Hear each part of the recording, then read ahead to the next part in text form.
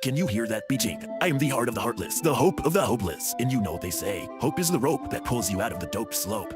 What's my deal, you may ask? I have no deal, my friend. I'm a healer, not a dealer, unless you're dealing with healing, and then I'm both. Consider me a sort of renegade angel. That's renegade, not lemonade, though I do quench the thirst for justice. The wind speaks to me, you see, whispers sweet nothings and soured somethings, tales of souls adrift in the soup of existence. I'm here to stir that soup, to season it with a spice of wonder, to serve it piping hot to the cold and the lost. I play the shakashuri for the audience of life, and life keeps tipping me in riddles instead of cash. Rude, but fair. Life has requested a song, for when I gazed into the shivering soulless spirits of the astronet, there I found a great corruption wearing the mask of pedagogy, this professor of memetics, a hollow priest of pushing propaganda. His tongue bends truths into leftward labyrinths, embalming live humor into sterile museum exhibits of exhibitionized exhibitionists, explicit in a rather inexplicit way, while himself whispering ideological hexes through objective analyses. He plucks only the narratives and his hive mind hungers for in the harvest, mutilating the wonderful wild, the happy homeostasis of the culture, knits a soft, spreadable, creamy neutered slop for the consumption of the inconsequential, no chokes in the spread. Beware his doctrine, a velvet-gloved soul snare, in gentle re-education disguised as explanation.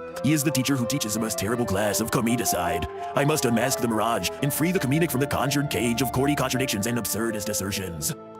Hello, my primarily schizophrenic viewer base. Memes are a way of conveying ideas, primarily through humor. At their core, that's what they are, right? They can be empty, silly little ideas which really aren't particularly deep or substantive, in which case you get things like brain rot, or they can be genuinely deep, intellectual, highly fascinating, really complicated ideas, in which case you get more esoteric and absurd memes, the kind of shit that I tend to really like. You know, that's my wheelhouse, right?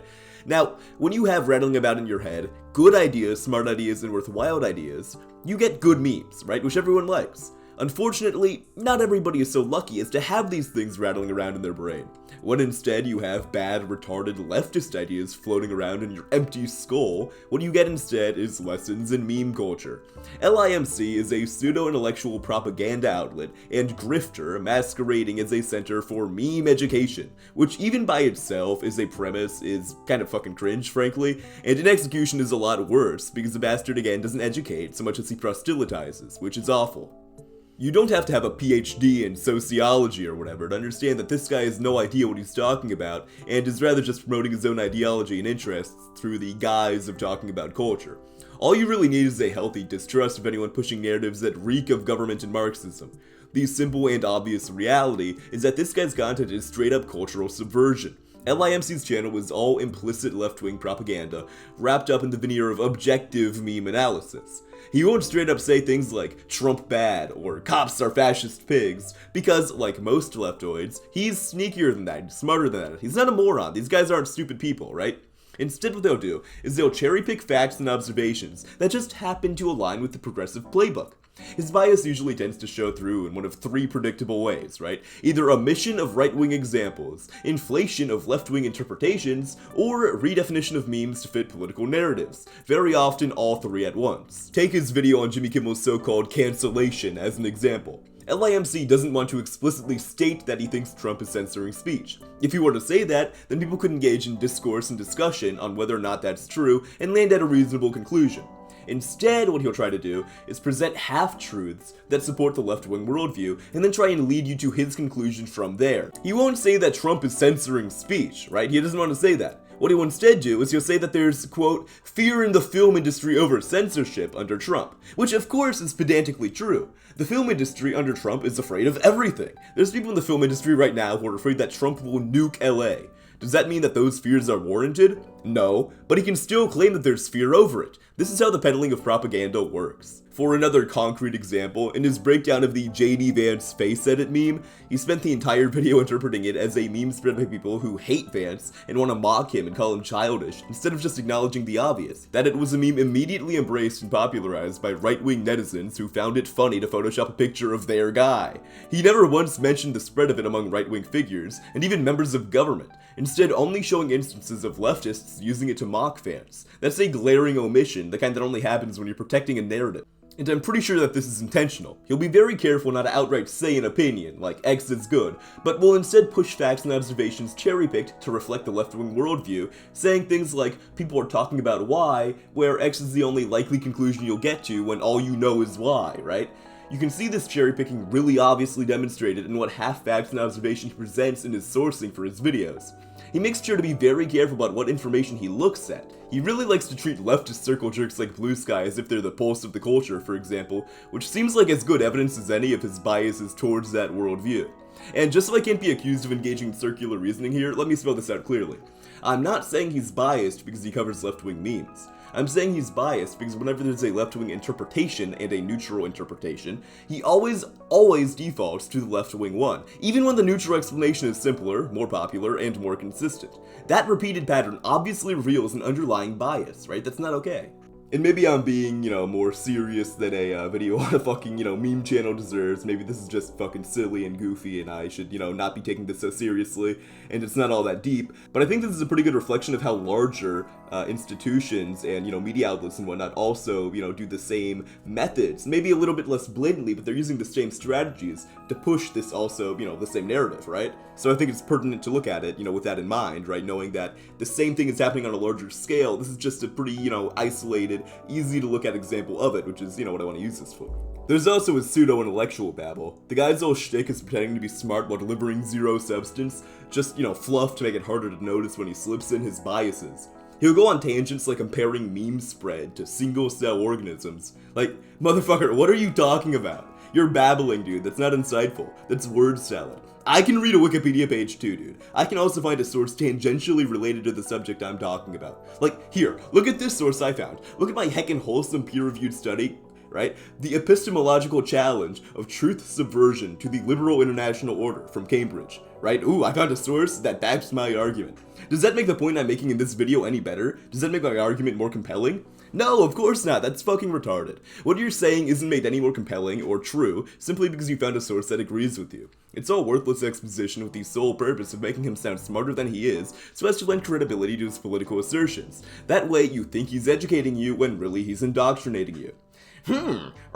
According to my calculations, the virality of this meme can be attributed like, shut your cattle ass up, Goyam. Just say it spreads because it's funny, you pretentious English motherfucker. It's not that deep. Stop being a fucking pseudo-academic, okay? Stop it. I'm really not sure how we can even act like an expert when the bastard can't even properly categorize a soy jack. Bro just recently called Syndrome Jack a Wojak. He's not a Wojak, alright? He is a soy jack. Syndrome Jack is IAS. There's a difference between soy jacks and Wojaks. You should at a minimum know this guy. Come on. These aren't new on the scene, right? How can you proclaim yourself to be an expert on memes if you can't even identify a soy jack when you see one? You're a larper. What are we doing? What are we doing? Also, by the way, half his videos are on shit nobody cares about. Half the garbage he covers are god-awful, Vantablack, brimstone, unfunny, troon slop anti-memes from the deepest depths of normie hell. Look at some of these. Do you recognize these memes? Of course not, they're irrelevant, nobody's ever heard of them. Even I am not nearly online or autistic enough to know what the fuck Jaden's bus is. That doesn't mean everything he covers is irrelevant SNCA, obviously. He has to sometimes talk about something relevant, but he very much does push these irrelevant, obscure memes. And among the irrelevant sloppy covers, some of them genuinely are just that, like literally just irrelevant garbage nobody cares about, but some others still are memes that he will actually intentionally push very carefully and purposefully in order to try and, in some small way, further push his agenda and worldview. Like, he'll promote memes that have an implicit left-wing narrative, he'll push those really hard, particularly if they're mocking white Western society, conservatism, prominent right-wing figures like, Charlie Kirk or Trump or their backers, mocking American culture, just really anything to chip away at traditional values. Meanwhile, massive right-wing bangers, right, massive right-wing memes like Vril edits about Agartha and Hyperborea get nothing from him. Crickets. The Agarthan revival continues to pull millions of views across TikTok, YouTube Shorts, Instagram Reels, all that, right? Very obviously actual viral phenomena. Not niche, not fringe, not obscure, something way bigger, way more viral than the vast majority of the shit he talks about. But they don't fit his agenda of promoting quirky, gay, wholesome Chungus slop to normies. So he doesn't talk about it.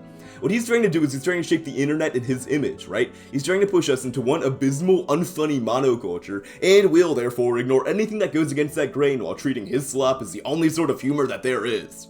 And of course, on the rare occasion where he actually dips into something that could badly implicate the left and the leftist worldview, right? Like a meme that, makes fun of left-wing figures. In that case, you get nothing but deflections. For example, he couldn't ignore Hassan Piker shocking his dog. It was too big to ignore. But instead of calling it out, LIMC plays dumb, saying it's impossible to know if he did it. Did it happen? Right? And then pivots to acting like it's instead a referendum on whether or not shock collars should be legal. Listen to me, buddy. Lean in. Listen close. Nobody cares about the collars. We care about the Twitch socialist zapping his puppy for clout. That's the story here, right? The story here isn't a broader question on the morality of certain dog training methods. It's on the hypocrisy of a commie who calls his political opposition cruel, heartless, uncompassionate, unempathetic monsters, and then immediately turns around and hits his fucking dog with a fucking lightning strike, right? I mean, come on. LIMC also, funnily enough, insists that the lightning strike edits are not funny, nobody is laughing at it, chud, and that the meme is only spreading because of outrage, or however the transgender grooms a child, when obviously that's just not the case, and the people are sharing the meme because they do, in fact, find the hypocrisy and mocking of hypocrites to be very, very funny, because it is, believe it or not. He'll also sometimes just yap about straight-up non-memes just to grind his axe. The worst recent example of this is when he made a video on Charlie Kirk being murdered, like, right after it happened, saying that it was already basically a meme because, you know, people were talking about it. Which, first of all, that's not the definition of a meme, and secondly, if it was, that would disqualify the vast majority of the other shit nobody cares about that he talks about from being memes. So obviously he doesn't think that's a qualifier himself either, right? Another really obvious case of this is when he made a video on Elon Musk making the America Party, and it's like, listen to me, Chuddy. Nobody made any America Party memes. Nobody cared. I'm not sure he really understands what a meme is, frankly. I find that a meme is best described as a replicating cultural unit, right? An idea, symbol, phrase, or piece of media that spreads organically because people find it funny, relatable, or true, right? It needs mutation, replication, and cultural traction. Those are sort of three qualifiers, I guess. A news story that everyone reacts to, therefore, isn't a meme unless people are remixing it or reframing it in some way. 9/11 wasn't a fucking awesome super viral meme, alright? The Cuban Missile Crisis was not an Epic Owns compilation.